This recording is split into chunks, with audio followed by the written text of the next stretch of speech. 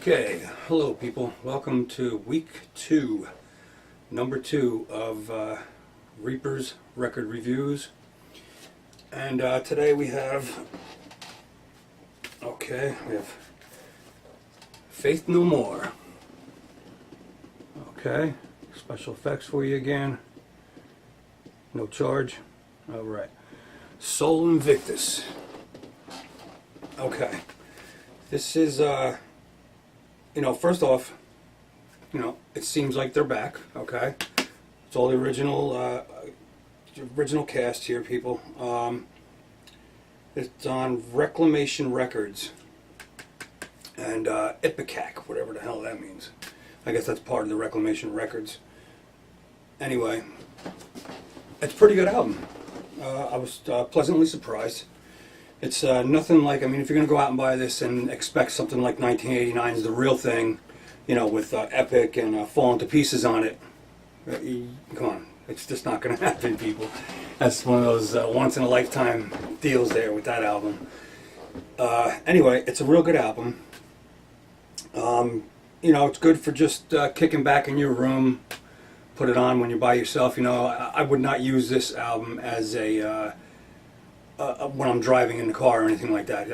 For me to get from point A to point B, I'm listening to stuff like Pantera and Lamb of God and stuff like that, Anyway, it's a good album. Produced by the same guy who did all their previous... Well, actually, no, it wasn't produced by him. It was produced by Billy Gould. Now, Matt Wallace, he did all the other recordings, all their older albums, back in the 80s and 90s, and he only got credits for the final mix on this one. So I don't know what the reasoning was behind that. They wanted to try somebody different, I guess, or whatever it is. But Billy Gould, you probably wouldn't even recognize the names of the bands that he even did in the past. So he did Fear Factory. That's probably the only one you guys would even recognize. So I'm not even going to go into anything that he's done in the past. This is their 7th album, their first since 1997, and it was released last week, May 19th. I give this a 6.5 out of 10, and it's pretty good. Like I said last time, check it out on YouTube, people. So this way you can check it out before you want to buy it. You just go out and buy it and don't like it. Check it out on YouTube. It has all the songs on there. And, there's one down. Number 2, Coal Chamber, Rivals. Okay. Little no-charge special effects again. Alright. Coal Chamber. Now, back in the day, I wasn't a big fan of these guys. I can't say that they were bad or anything. I just never listened to them.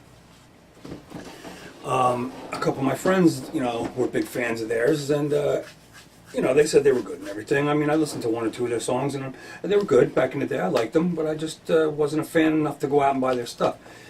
I got this, and pleasantly surprised. Pretty good. Front to back, it's definitely good.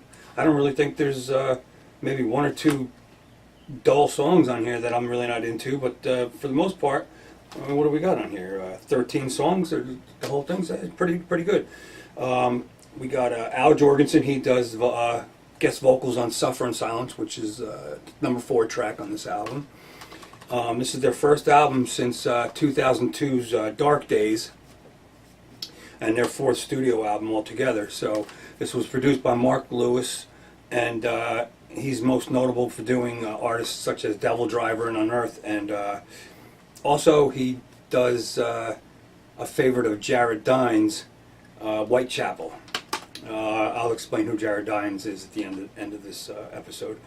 And, it's pretty good. Like I said, like I do say with everything, check it out on YouTube first before you buy it, people. So this way you know what you're getting. And I give this a 7 out of 10. Very good. Now... Throwback Thursdays, because we're going to have this on Thursdays every week. So last week I did Ozzy.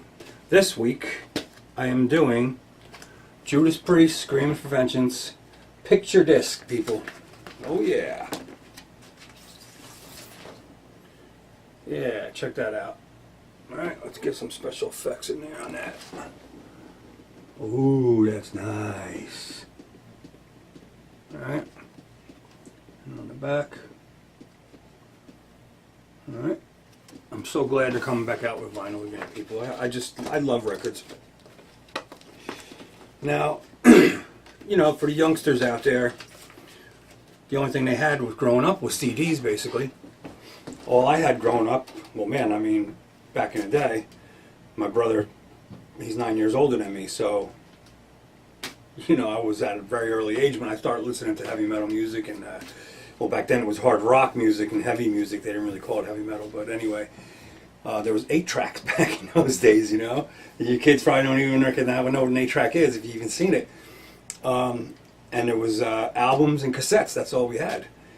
And for the most part, you would listen to the cassettes in the car, and you know, the albums at home.